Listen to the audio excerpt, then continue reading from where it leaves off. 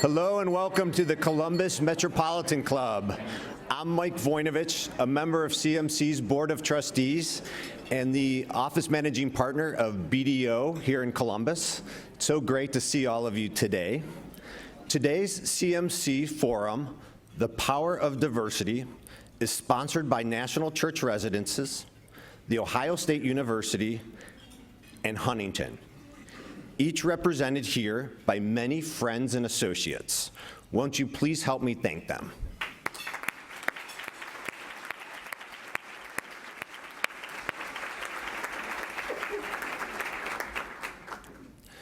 As many of you know, diversity is one of the founding principles of the Columbus Metropolitan Club, and the reason why this club was formed. Diversity can be easy to talk about, and it's easy to recognize, but very difficult to implement. What's the problem? A lack of a pipeline? Unacknowledged bias? Habit? Uncomfortable with change? We know that communities, businesses, schools, and government all benefit when diversity is part of the fabric. But how do we get there? Let's hear from the experts.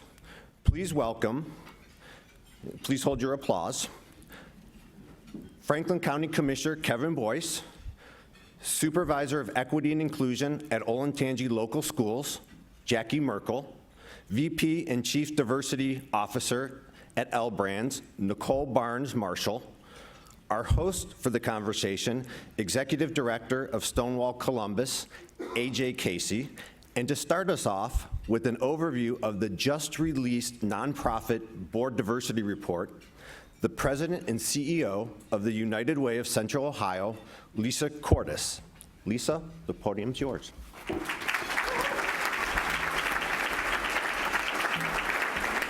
Thank you, CMC, for hosting today's forum on the power of diversity.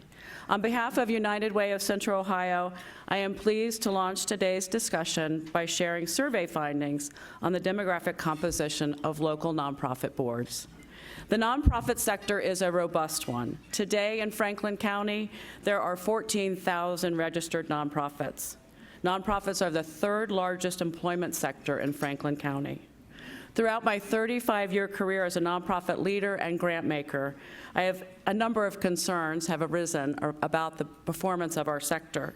But one that especially stands out for me is the lack of diversity on nonprofit boards, especially for boards that are governing nonprofits in the social services sector, a sector that serves a disproportionate number of people of color. Intuitively, it makes sense to many of us that diverse groups are smarter than homogeneous ones. But research findings from study after study indicate that diverse groups are indeed smarter than homogeneous ones. Research indicates diverse groups focus more on facts, process those facts more carefully, and are more innovative. McKinsey reported that companies with more diverse and inclusive boards were 43% more likely to achieve above-average financial performance. In 1993, BoardSource, an organization formed to inspire and support excellence in nonprofit governance, collected national data that revealed 86% of nonprofit board members across our country were white. In 2017, 24 years later, BoardSource collected data that indicated the numbers hadn't changed. 84% of board members nationally were still white. To strengthen our community, United Way formed a Diversity and Inclusion Strategic Advisory Council. Council members have joined us today, and we are especially grateful to Marlon Moore, Chief Diversity and Inclusion Officer at Huntington Bank, for serving as the council's chairman. Thank you for your leadership.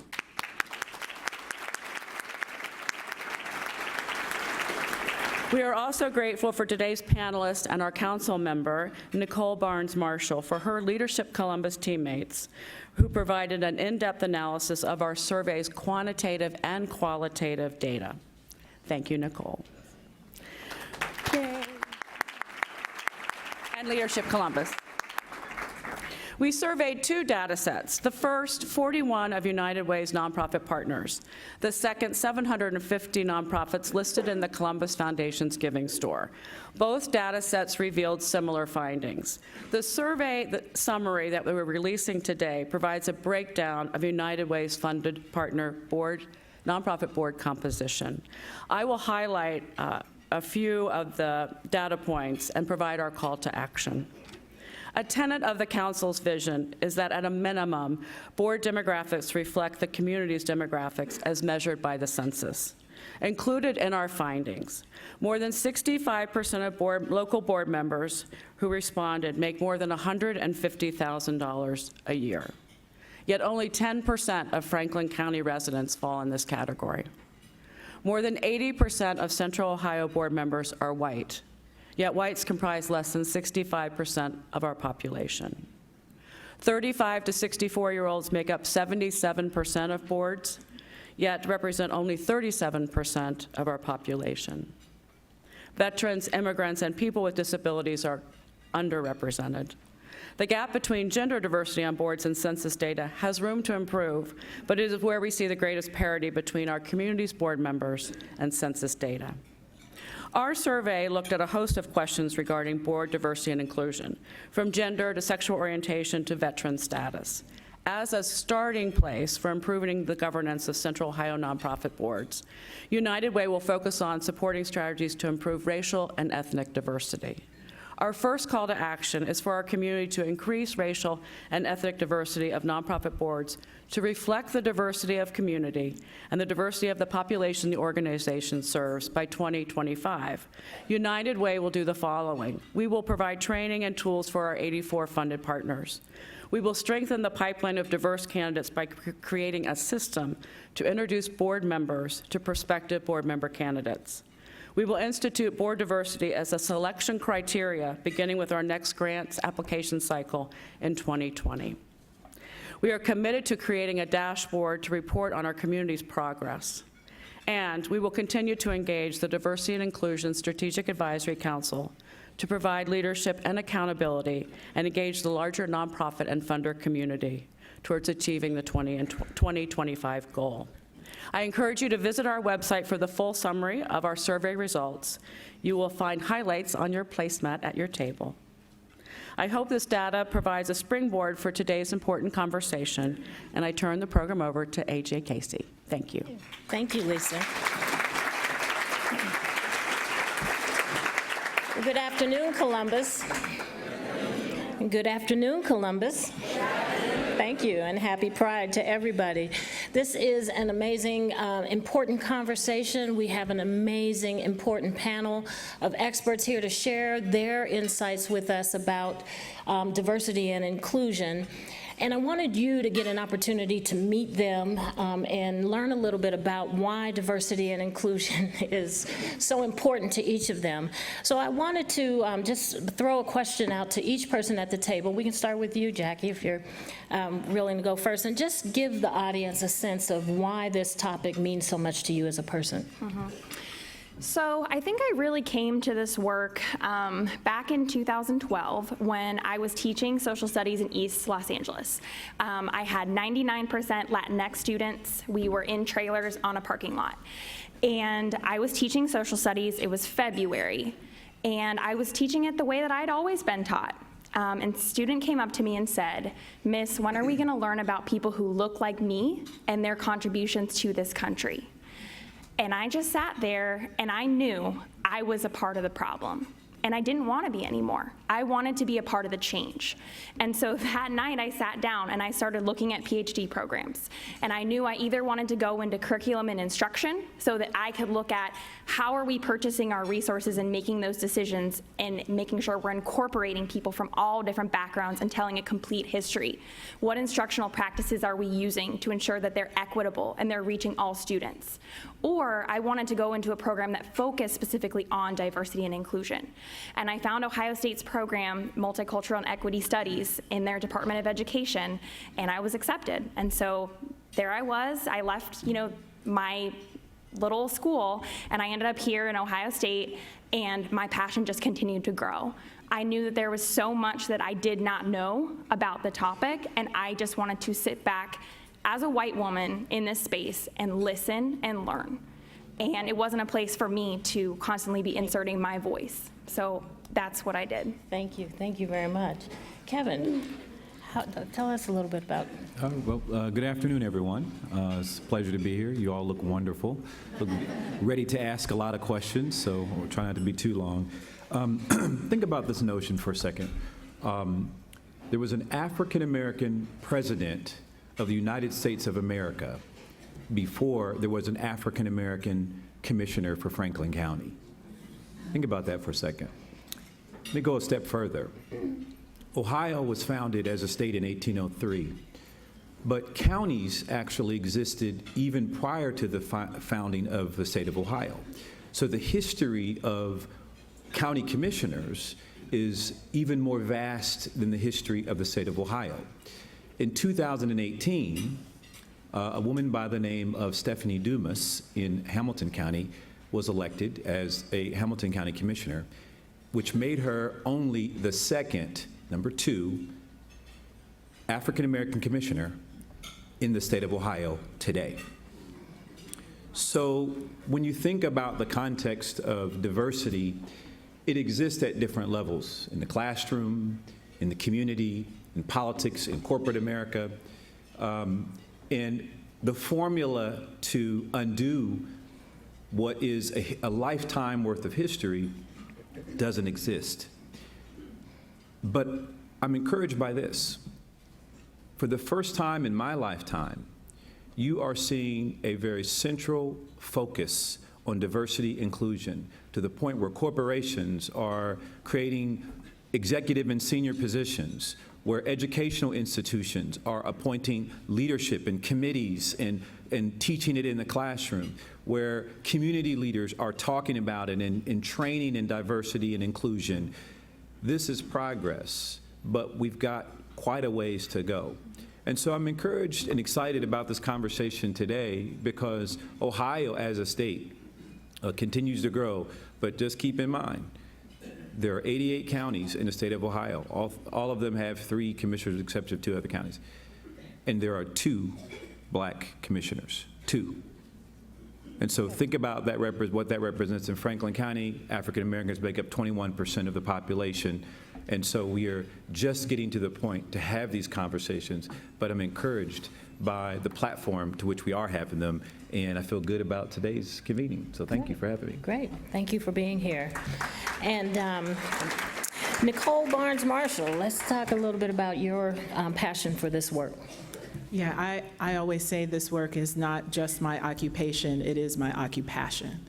And I've been doing this now for 18 years, and I started as a recruiter in technology, and I would invariably, in all of the teams I'd be on, either be the only woman or only person of color on the recruiting team. So every time I went to a recruiting event, my peers would have 2 or 3 people there talking to them. I would always have a line of about 10 people that looked like the United Nations, and I'd hear some version of, what's it like to work there? Do I have a chance to be successful? Are there other people that look like you or me there? And so that enabled me to create a network of diverse talent that I've parlayed into a career as a diversity leader. And I've been at this work now for 18 years. The work has been in corporate America for probably more than 30 years. Yet still today, right now, there are more male CEOs with the first name of John than there are female CEOs. Wow. So this has to be more than just a conversation. We need to have them, and this convening is so critically important, and our ability to be courageous with them and follow up with action will be how this shifts from a conversation to a reality. Yeah, I love it. Thank you. Let's hear it one last time for these panelists. Not last time, one more time for the panelists. You know, Nichole, I love it that you said so many people ask you, are there other people who look like me there? And students are asking, when are we going to learn about the people who look like me? So we know that diversity and inclusion is a very significant topic in our community and in our world today. And I want, like each of you, to chime in briefly on what is it about diversity and inclusion that defines its significance? I'll kick it off with the definition I've been using for many years, and it's simply this: diversity is counting heads, and inclusion is making heads count. And so, Good. thank you.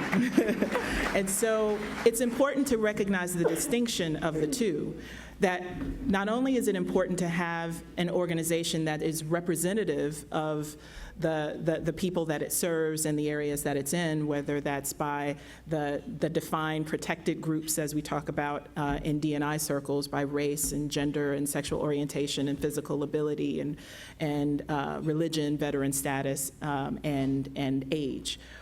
And it's the inclusion, the making heads count, that really matters. It's the behaviors that actually values and leverages that difference for its collective advantage. So you can have the most diverse organization possible, and we discovered that through analyzing the survey results. But without an inclusive one that values all of that difference, what you create is one lovely revolving door, where the talent comes in, but they're not able to see themselves, not able to grow, not able to navigate, understanding the unwritten rules of how things get done. And then they ultimately vote with their feet and either exit the organization, exit the nonprofit, exit government, or even not even choose to go into it in the first place because of the fear of not being able to be included. So that opportunity, I think, to truly define what it is, because we go into it with focusing on the counting heads, which is super critical, absolutely important that it's representative. And it can't stop there. Our behaviors, the inclusive behaviors, is truly what makes that diversity matter. Bravo, yes. Anybody else? Why is this, what is it about it that makes it so significant? I'd like to build on what Nichole was saying, pardon me.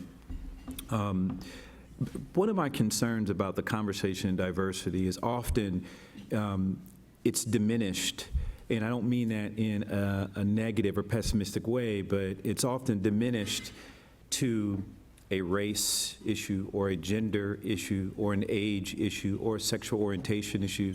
And the fact of the matter is, what diversity inclusion is promoting are ideas, perspective, experience.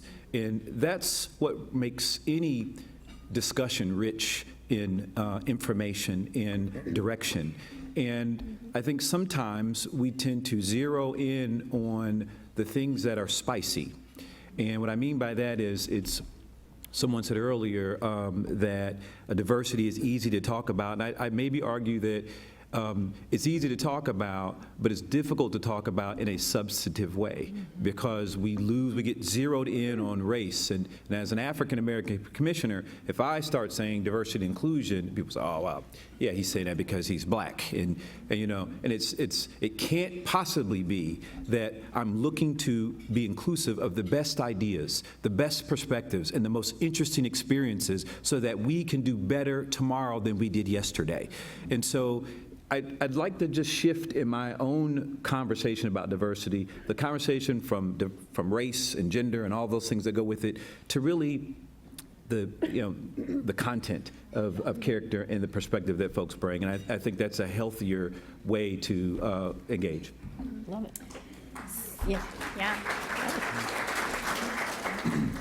I would add, I loved how Nichole talked about diversity and inclusion as going hand in hand. I think we also need to add into the equation the conversations around equity. And for me, when we're talking about equity, and it starts all the way from preschool all the way up, we are talking about access to resources, access to networks, access to supports. And I think that this is something that we have the power to connect people. We have the power to stand with others as allies, asking them, how can we advocate and be an ally for you, not speaking for others?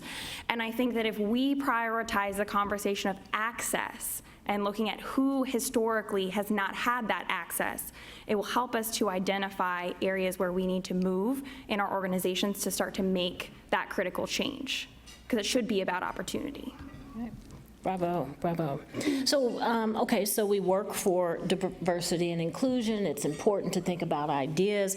But the question I have now is, what does all that get us? What really is the power of diversity and inclusion? I maybe start and say it's the power of America. You know, America was founded on the proposition that, was a experiment, if you will, of people from different backgrounds and the freedom to express themselves, the freedom to engage with others. We didn't start off exactly in the right way, but we've always worked as a country to get there, to be better. And I think that's where we are today. I think there's a real opportunity in America because, and I don't want to get political, but what we see happening in Washington, it makes it, I know, right? But I'm going to get political, so, you knew it was coming. But when you see what's happening in Washington, and most of us see that as a negative, I see it as a positive because it's really brought to the forefront an overt conversation as opposed to a covert conversation. And so you got to look at it, the silver lining in what is a very difficult conversation. I'm not sure I answered the question, but that's what I wanted to talk about. So. Okay. All right, how about you, Nichole? What does all this diversity and inclusion get us? Well,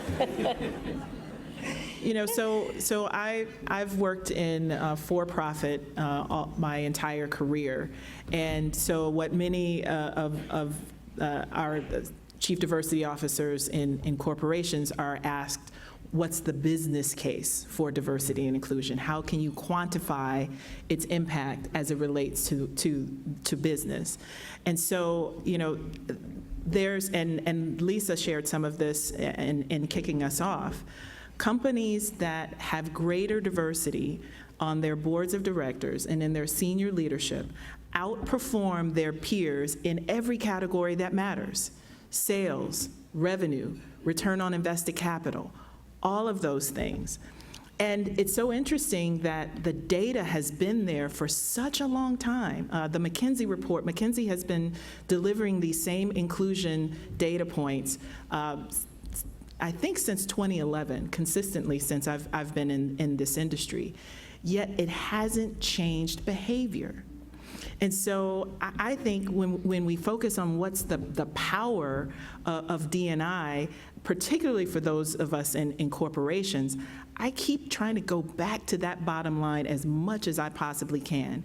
In the retail industry that we're in, all of the evidence shows that this is a sector that is driven by the preferences and purchasing power primarily of women and diverse consumer groups. So if your retail brand does not have a diversity strategy, it does not have a growth strategy. So wow. It really comes down to, are you interested in growing your business?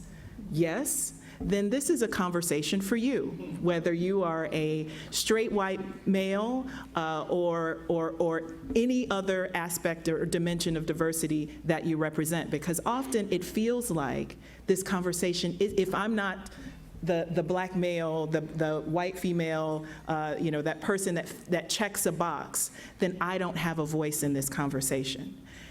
Everyone has a voice in this conversation because, to Jackie's point, you can serve as an ally to advocate for those whose voices aren't always heard.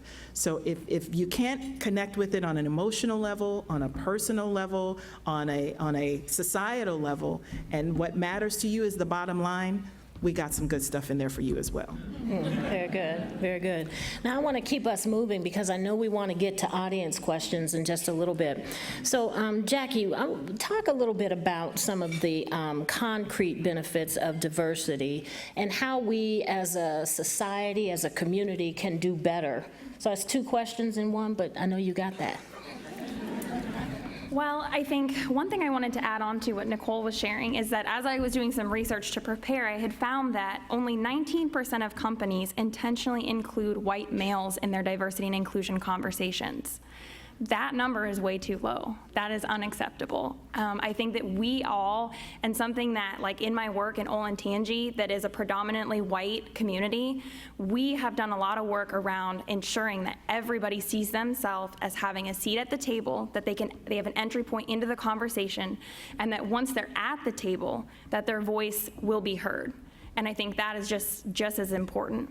I think when we're talking about the bottom line or the concrete benefits, there is the business case, which we've talked about. One thing that we haven't discussed too much is the innovation side or the creativity side. And research and reports are showing that creativity is the #1 skill of the future. And so we know that organizations that are more diverse are more creative. And so that's something that we should really be prioritizing as something that is beneficial for us.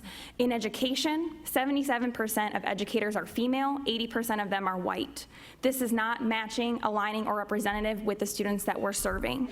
And I think the research is showing that students benefit from having teachers who look like them. Actually, a report that just came out, if you have just one black teacher in grades 3 through 5, that it is 40% less likely that the student will drop out from college if they are a black boy or black girl. And so I think keeping that in mind, just one educator from 3 through 5. Imagine what we could do if we actually had representative classrooms and representative schools. And I think to continue to talk about this in terms of equity, because I do think this is a crucial part of the conversation we need to be having. I want to challenge us to think about what access really means. Is it simply the ability to be in a space, I have access to that space, or are we ensuring that people actually have the ability to achieve in that space? And so in Olentangy, one thing that we did is we looked at our higher level coursework, and we started with our AP classes, and we looked at, do we have representation in diversity in those courses? And the answer really was yes. It was within 1% of equity for every group that we looked at. However, when you looked at outcomes, it was not even close. And so we realized that by thinking about equity just in terms of access to a space or access to a seat, and not in terms of inclusion or in terms of really providing access to the content, to the curriculum, we are doing a disservice to our students, and they're not being as successful in those courses. So we have to rethink how we're thinking about access as well. Very good. Now, I know we're anxious to get your questions to the panelists, and we will be moving to audience questions in just a few minutes. So if you have a question that you'd like to ask the panelists, please make your way over to the microphone right over there in the corner. You following, Andy? And then, but before we get to the questions, as the audience members are coming to the microphone, talk a little bit more about, like, what do you think we can do, right, to encourage diversity, equity, and inclusion more here in Columbus? What are some concrete things that people can do? If you don't mind, I'm going to start and make the sacrifice here to Nichole by saying that I would volunteer my services for the L Brands board. If you want to, I would be You have to talk to Mr. Wexner. happy to serve. If you could pass that on to Mr. Wexner, I'm available. Advocate on your behalf. Thank you. I thought I'd take that chance. He's right here. So, I think there's a lot that we can do, and I think the first part of it is the discussion. And Franklin County, part of our we launched a poverty commission to really peel back the layers and try to understand why Central Ohio is growing and prospering with unemployment rate of less than 4%, but our poverty rate is growing at just under 17%. And in doing that, one of the things that we discovered was a disconnect in a conversation around race and racism. And so we are initiating internally a training for county employees, but I think from that will be an evolution in a conversation around cultural competency and all of the buzzwords that allow us to take advantage of the respect for people who have differences than us. And I think that engagement, that commitment will be impactful. What you can do is begin to engage in these conversations at every level, because I think Jackie talked about the schools, and I think it's important that teachers and administration are engaged in this. But if at home it is a different environment around race and diversity, there's very little that can be done at school. You're swimming against the current, if you will. And so I would encourage you as individuals in this room, there looks like a couple hundred people in this room, start with yourself in your own household, in your own community, in your own church, and whatever organizations you are part of, with the engagement of the conversation, and build from there. Right. We have time for a couple quick comments from either of you who'd like to. Sure, I'll jump in. That's the perfect segue. The 3 points I'd want to make about what you can do. It starts with the personal and the self-reflection. How diverse is my network? How diverse are the communities that I'm a part of? And how can I be intentional about attracting more or reaching out more to broaden that personally? Then relational. When you think about the connections that you have with the individuals that you work with within your organizations, and especially if you're on nonprofit boards, there's always this focus on who can we connect with that has access to the money. We need the funding, right? And the funding is so critically important because the programs can't happen without it. And without that representation, without that engagement within the communities that you're looking to serve, you can have all the funding in the world, but if it's not relevant to those communities that you're trying to serve, then you haven't made that impact. And then move it up to the organizational. If you're in an organization that doesn't have a diversity leader or a diversity strategy, or they're not talking about it, ask the questions. Ask it to your CEOs, to your HR leaders, to say, what are we doing around diversity and inclusion? How can we start this conversation? How can I help? That's really important, because often it's you guys need to versus the what am I doing? These 3 fingers pointing back at yourself.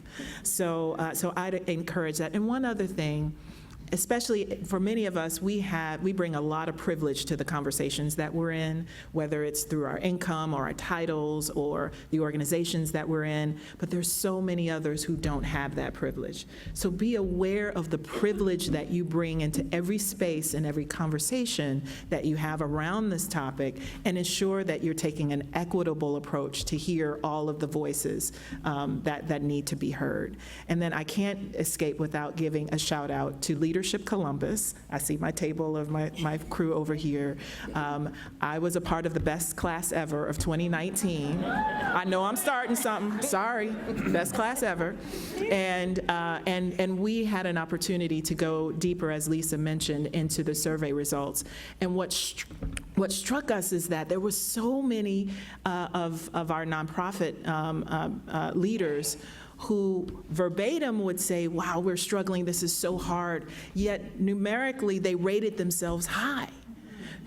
And we were struggling with, why is there this difference?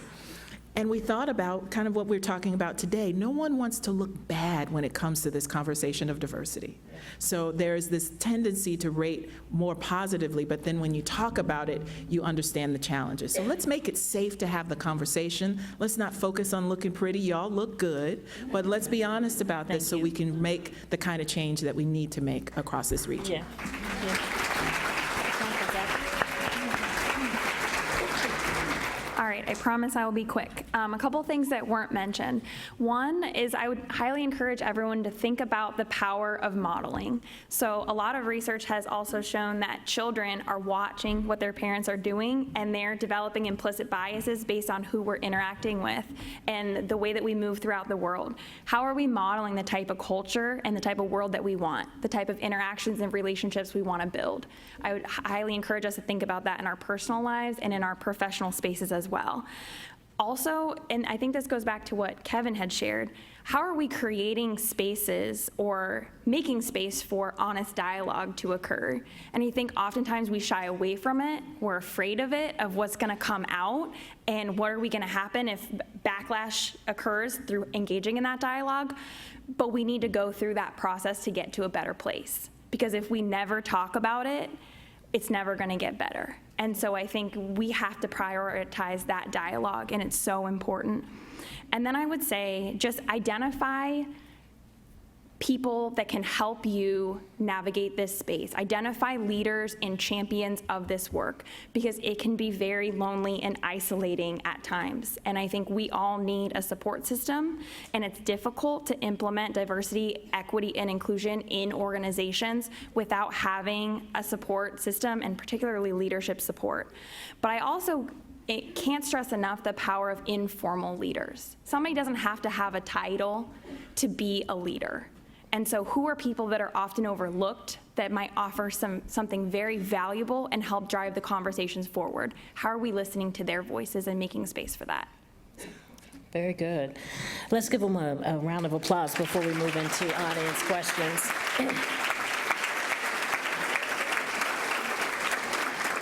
Very, very insightful. So we're moving into audience questions, and I just want to reaffirm that it is CMC's tradition to take audience questions.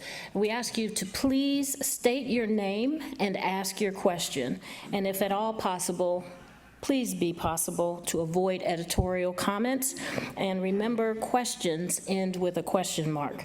So they wrote that for me. I didn't make that up. Okay, let's get started. First question, please state your name and your question. Thank you. I do know what a question mark is, so I'll make sure that I have it at the end. My name is Brad Goshi. I'm the Vice President for the Columbus Council on World Affairs. We actually have an adult professional training that we do with community members on global awareness, understanding that sort of parallels the type of work that we're talking about today. In fact, we've done it with a lot of teachers out at the Olentangy School District, a lot of folks at Nationwide, and other global and global companies here in Columbus around the country.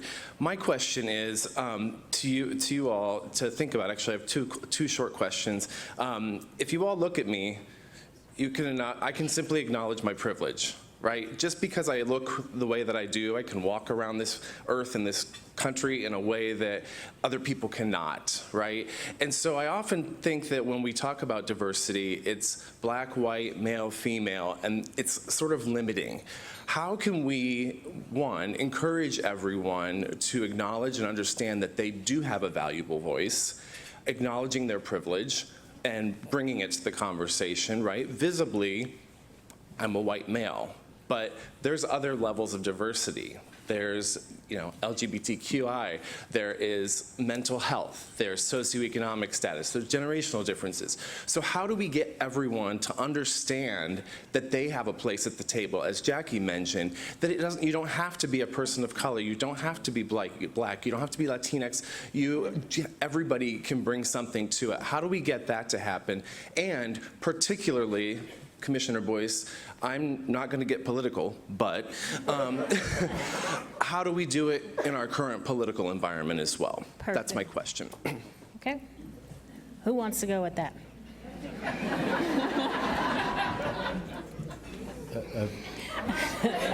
We're looking at you. I know, they're like, they both turned to me at the same time. That's a difficult question in this political environment. I actually think this political environment is the perfect environment to have the conversation, because we are in a sort of overt time with the discussion. It's much more clear. I mean, keep in mind this. I mean, you think about, you talk about the sort of quote-unquote white male privilege. Think about the idea that as an African American, we've been out of slavery as a people much less than as a people we were in slavery in the history of this country. And so for almost 300 years, and think of all the generations of slavery and impact, and slavery's only been abolished for about 150 plus years. And so culturally, it's still embedded in our DNA, the biases that existed in the founding of this country. And we're still unraveling even the laws that we created to sort of ordain those actions. And so I think this political environment is doing more to engage voters as citizens, to spur conversations that were once only talked about in smaller settings. This is the opportunity and time to call people out. You know, it's a little more acceptable. And, you know, I mean, people are calling out the president very publicly. And he really hasn't shied away from his perspective, quite frankly. And I think that's healthy. I think that's healthy because it suggests that we're at least having the conversation. And so, to me, this is, I think, despite the negativity that seems to loom around politics right now out of Washington, I see progress. I see progress in the conversation taking place. This conversation's happening here in Franklin County, but I know it's also happening all over the country in different settings, and that's progress. And I'll just add on to that, and you know, how do we make this happen for everyone and acknowledging their privilege? You know, there's this commercial, I can't remember who has this tagline, but it always sticks with me, which is encourage courage. Yep. You know, it takes courage to have these conversations of privilege, first with yourself, then with those in your immediate surroundings, in your families, in your homes, and then to Jackie's points earlier, in the schools. When we start to create an ecosystem and an environment of clarity around what privilege is and how you bring it into every space that you enter, it shifts the environments that we're in. And I'm really encouraged by this new generation, Gen Z. They've got the language, they've got the understanding, the awareness, all of the research that we've done from a retail perspective on this generation. They lead with inclusion. They focus on inclusion before making any buying decision. I won't buy from that company if they don't reflect my values. And so I know some of, you know, us Gen Xers, many of us have to come along on this journey, and boomers, but millennials and more so Gen Z really gets this. And I think we all have to get on board to acknowledging our own privilege, not shying away from it, and starting with it as early as possible so we can shift the broader environment. I would say I completely agree with what my colleagues shared here, and I think the part of what's so difficult when we're talking about privilege is we're taught to not see it or talk about it from a young age.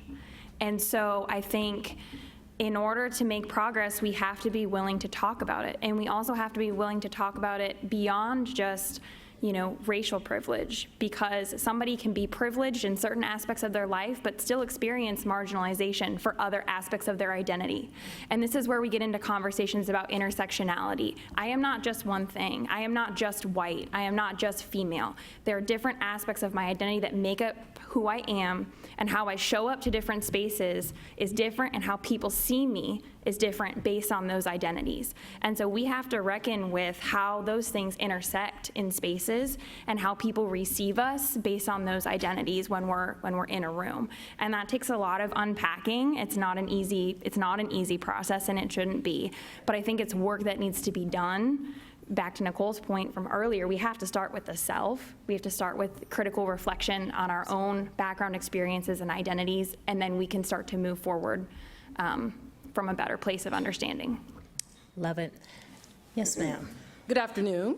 Good afternoon. My name is Demetris Davis, and I recently, with my family, visited the U.S. Capitol. We went on a nice tour there, and there I was reminded of the historical vision of E pluribus unum, and out of many, one. And I was wondering, is that still the right vision?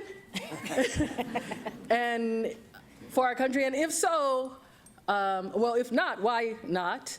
And if so, how, as Mr. Boyce talked about, how do we connect with the ideas, perspectives, experiences to achieve such a vision? I'll try to answer that. Is that still the right vision? Yes. I do believe, and I think all of us to some degree believe that there's strength in numbers, and we can do better together than we can apart. I don't think that ever changes. How we express that, has changed over the generations and over the years.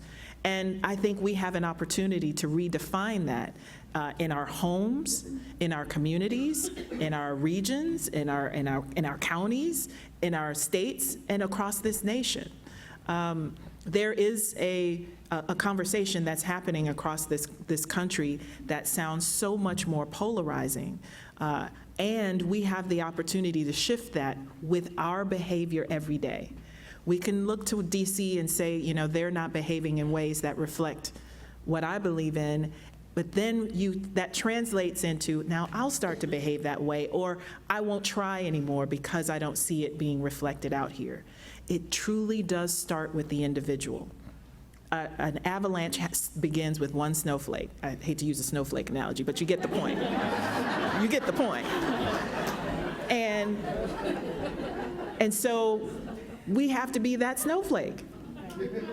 Be the snowflake. You can tweet that. I'm going to move so that to the next person in line and let you ask your question so we can get all of you in. Good afternoon. My name is Mike Carmichael, L. Brands, white male, but I belong to 3 different diverse groups. We'll talk about that later. I just completed the most rewarding experience of my life. I mentored a young African-American man since he was 10. He just graduated from high school last week. Yeah, first in his family. So to some of your points about access, and when we're asking ourselves what can we do as individuals, it starts with one. Move to a new neighborhood. Make different friends. Help a kid out so they can understand. I had the privilege of a family that showed me how to get there, but I think what we all need to concentrate on to make America what it was supposed to be and to bring everybody up is to mentor. And so I want to get your thoughts on mentoring. Yeah, absolutely. I'll take that one. I think that mentoring is a critically important thing, and that we don't do it enough. And I think for us as individuals to think about who are people that we can mentor from the perspective of providing access. If we are looking at historically underrepresented or marginalized groups, how can we continue to develop pipelines through mentorship with schools to ensure that diverse people are getting connected with the diverse gamut of different types of careers that are out there by actually going into organizations and doing internships, doing mentorships. And then just on a personal level, I think that one of the most interesting things that happened in Olentangy this year is we had a speaker from Ohio State, Dr. Jeffries, come and talk about how to navigate race and racism with your children. And what happened is somebody in the audience raised their hand and said, I am white and I want my children to be exposed to more diversity, but I don't know how to connect them with with diverse children because their neighborhood was predominantly white and the school they attended was predominantly white. So they started passing around a sheet, putting down their name and their phone number, and they text each other, and they're meeting up at COSI, they're meeting up at the park. And so those natural ways that we can look to, how can we put ourselves in spaces to connect with people and with our children and with our friends and develop those natural mentorships that come out of that, rather than something that's just, I'm assigned a mentor. You've developed that relationship and something great can build out of that. So I think it's incredibly important and valuable and something we don't spend enough time or resources investing in. Bravo, great answer. Who's next at the microphone?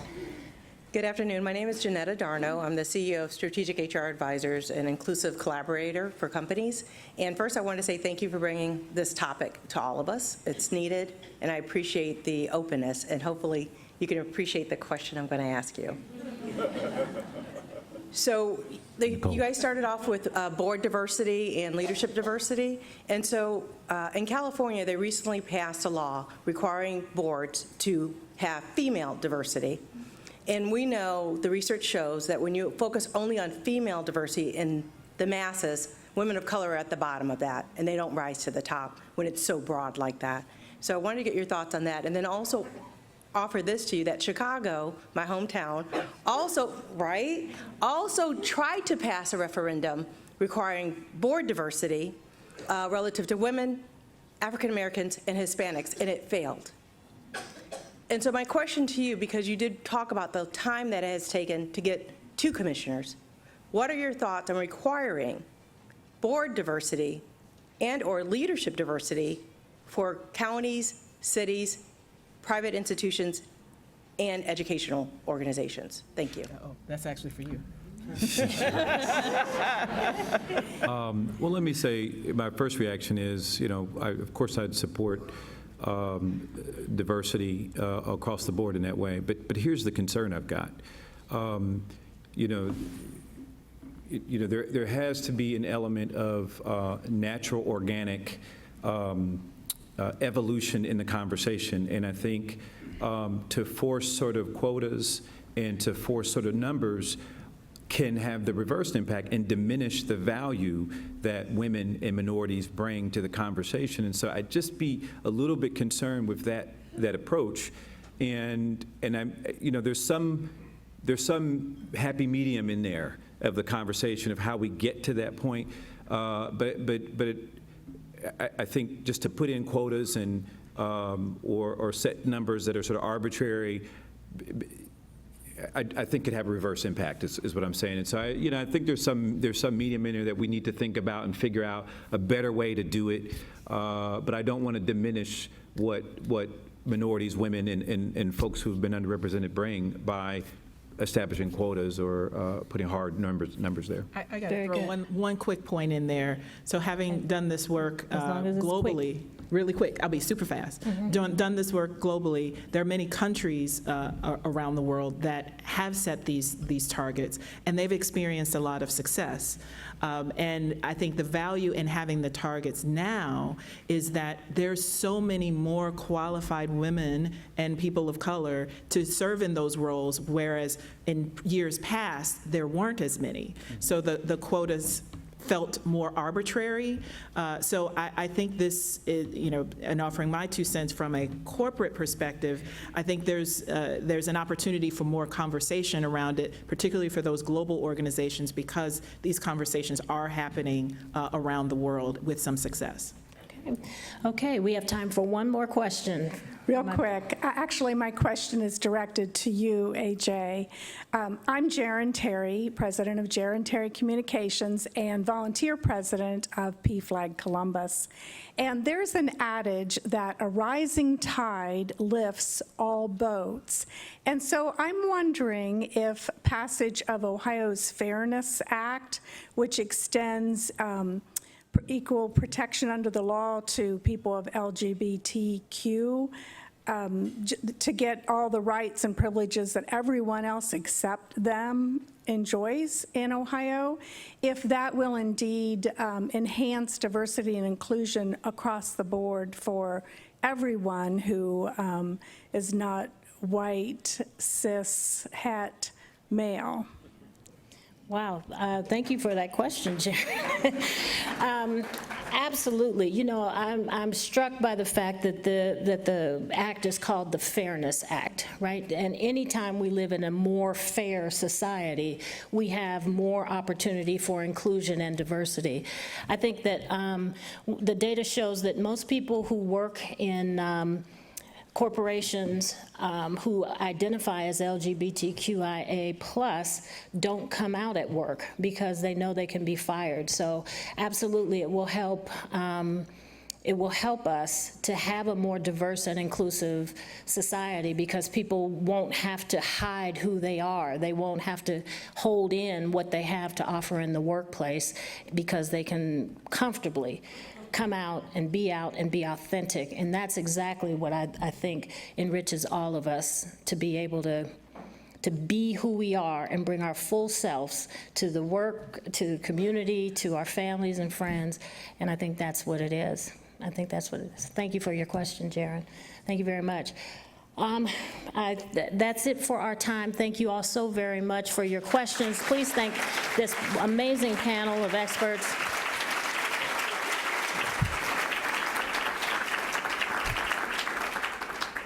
Wow, I'm blown away. I think you would agree. All of us took just by being here today, this was a great show of support. But what was shared here on this panel really gives me great encouragement. And these were really proactive things that all of us can take back to our individual communities to move this forward. I just, again, blown away, and when I said experts, I didn't realize what experts we truly had here, so thank you. Again, let's thank our sponsors, National Church Residences, Huntington, The Ohio State University, and our speakers, Kevin Boyce, Jackie Merkle, Nichole Barnes-Marshall, AJ Casey, and Lisa Cordes. And thanks to all of you for being here.